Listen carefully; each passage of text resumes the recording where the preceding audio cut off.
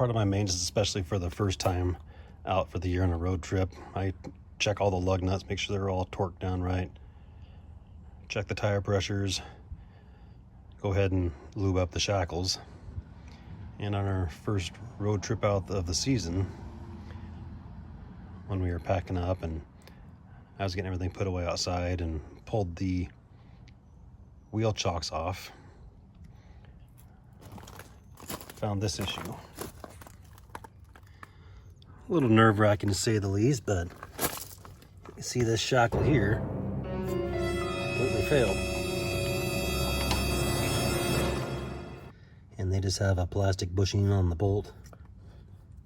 And we've put about 14,000 miles on our fifth wheel since we've got it, but you know, age and wear and not being able to grease it creates a pretty good wear point. You can see those are,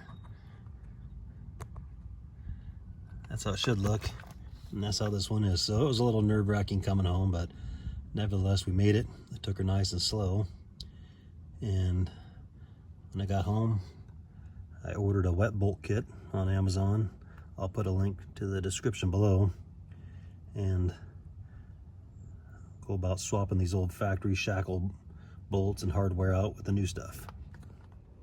Now unfortunately my 60 by 120 heated indoor shop, 4-post lift, 2-post lift, heated concrete floors, climate controlled shop is not available right now, and won't be for about the next 50 or 60 years, or until I win the lottery. So I'm having to do this outside, and our trailer sits quite high off the ground. So what I did is took a floor jack, got as close as I could to the wheel hub, and raised the axle up until the tire clears. Then I got my heavy duty jacks out. Was careful to support it and line it up underneath the frame of the fifth wheel. Got one set there, and I've done the same thing here in front. Now if you don't feel comfortable doing this and want to have somebody do it, by all means do it. But all right, now that I got the tires off, you can see that shackle's failed.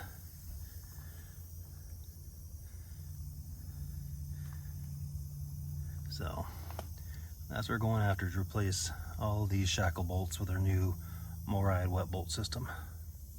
Okay, I got the front one off, the one that was damaged and actually broke in half.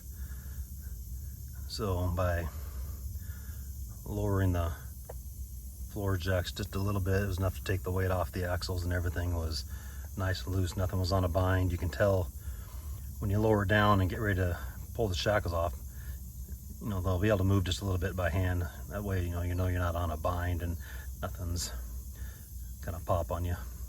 So we're gonna get this back one off now. All right, I got the equalizer out, and this one has a factory bronze bushing. This is how it hangs under the trailer. New bushing came with the kit. I just need to press that one out. You can see it's got a little bit of wear, so it's not worth reusing that one. I'll take a few extra minutes, push that one out, and push in a new one. All right, got the bushing out, and you can see it's a little worse for wear. So I just used a 12mm socket to drive the one out here. Inside's not galled up, and put the new bushing back in. All right, pushing the new bronze bushing in using a C-clamp. You just want to make sure it goes in straight, doesn't get galled. Of course, my C-clamp doesn't have the little pivoting cup here, but it's working just fine. I'm using one of the old pieces of the old shackle here as a backing plate. Bring the bronze bushing in until it's flush.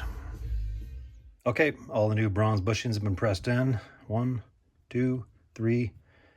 It does take a little bit of finagling to get it in, but I cleaned out the holes before I pressed in the new bushing. Put a little grease on it. Put a little grease on the bushing itself. Big thing is just make sure it goes in nice, straight, and square. You don't want to gall anything. Using the C-clamp method. A backing plate on the other side. Easy peasy. So I got the first one out. This is the one that was starting to fail.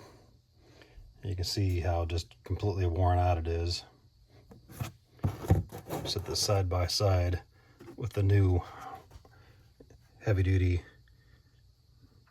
wet bolt upgrade kit. You can see the difference between the two. This is one of the other shackle plates I pulled off from the inside. You can see how walled out the holes are getting and the size comparison. The size comparison between the two is pretty impressive. All right, one thing I did prior to installing these, per the manufacturer's instructions, is this is the little grease port right there. Grease is introduced with the zerk through the bolt out through the hole.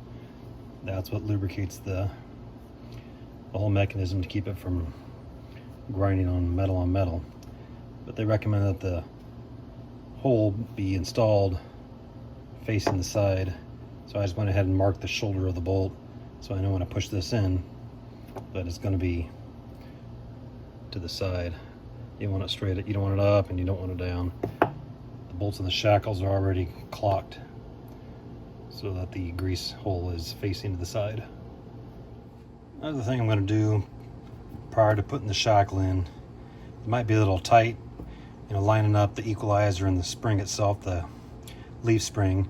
You may have to get a persuader to kind of coax it in, but you don't want to beat on the zerk fitting, so I took my wrench, busted the zerks loose, and remove them. One thing to note on these wet bolts as you're drawing them in, you can see they got knurls on them.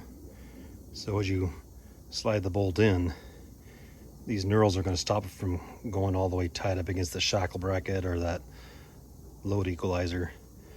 And what you need to do is draw the bolt up tight beyond the 40 foot-pounds to draw the bolt in through the opening with these knurls so the bolt doesn't spin. Then you're going to back your nut off and then tighten it to your 40 foot-pounds. If you just go ahead and run the bolt in and start tightening that nut down to 40 foot-pounds, this will not draw into the shackle and it won't be seated properly. All right, so there's the plastic bushing in the eyelet of the leaf spring we've got to get out. And I found it was easier just to use an air hammer, that attachment there, and drive it straight out. Once the bushing's out, I just clean the eyelet out with a little wire brush. And once the eyelet's cleaned out, new bronze bushing, get it started. Then we'll use a C-clamp and plate to press it in.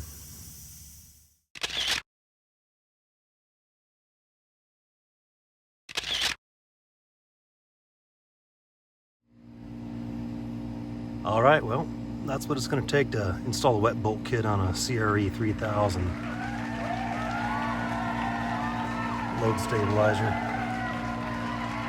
All the zerk fittings are on the inside of the coach, so yeah, you will have to crawl under and throw a little bit of black gold in once in a while, but it's kind of tight with the tire on to hit all these zerk fittings. So before I threw the tires back on, I went ahead and make sure all the fasteners are torqued to 40 foot-pounds. Just make sure everything's good and lubed. But if you take your time and be safe, you can do this and save yourself a few bucks.